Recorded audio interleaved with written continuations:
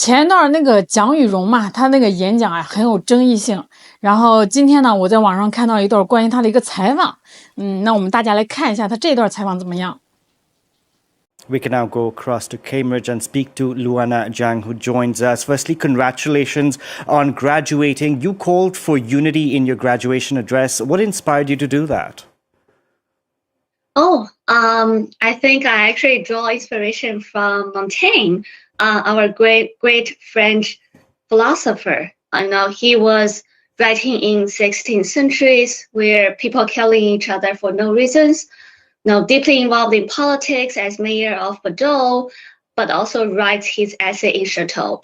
I think one of his favorite lines that I really love is, "We do not need to harden our hearts with those plates of steel. It is enough to harden our shoulders. It is enough to dip our pens in ink without dripping them in blood."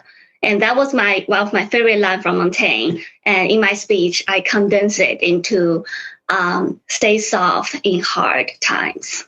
Your speech has gotten a lot of criticism in your native China. Were you surprised by that reaction? I expected some criticism, but I'm actually surprised to see how quickly the event gets politicized. I think to some extent, my own experience has become a living illustration of my speech. And I think we're living in a time where all of us are very exhausted and disillusioned of the grand narratives about humanity rises and falls as one. So I would say a lot of the criticism is not against me. It's against, it's a reflection of the time that we live in. Now, China sends a huge number of students to the United States. You know this. What do you think lures a lot of people to the US?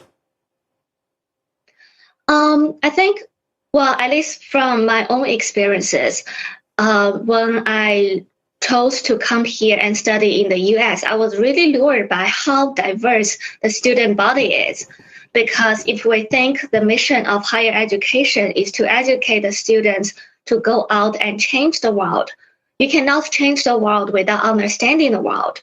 And you cannot understand the world without actually have some sort of human connection with people from different cultures and background. I think that's the part that attracted me the most at American universities. Now, Luana, the Trump administration seems to suggest that they could start going after and revoking the visas of Chinese students studying in sensitive areas.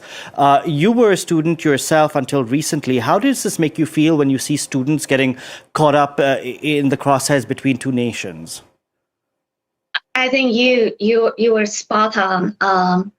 It's pretty heartbreaking to see that, and associate Chinese students with spy is a very unfortunate reality. And I think having Chinese students here in the United States also opens a door for Americans to understand how China actually looks like. China and America are two of the most powerful countries in the world, and we humanities are facing a lot of dire challenges, and we cannot solve those problems without two countries holding hands and join force with each other. So that's why I decided to come out and have this speech. In essence, ban the existence of Chinese students and international. Do you think this could also sort of force talent to stay at home and also push Chinese institutions to create world-class educational facilities? I mean, if Chinese universities could take this opportunity to create more world-class universities, I think that would be a great thing. But I think for Chinese students, a lot of us wanted to go abroad to get ourselves exposed to different countries and cultures. So I'm not so surprised if a lot of Chinese students are thinking about other places and other universities where they feel more safe and the political environment is more stable.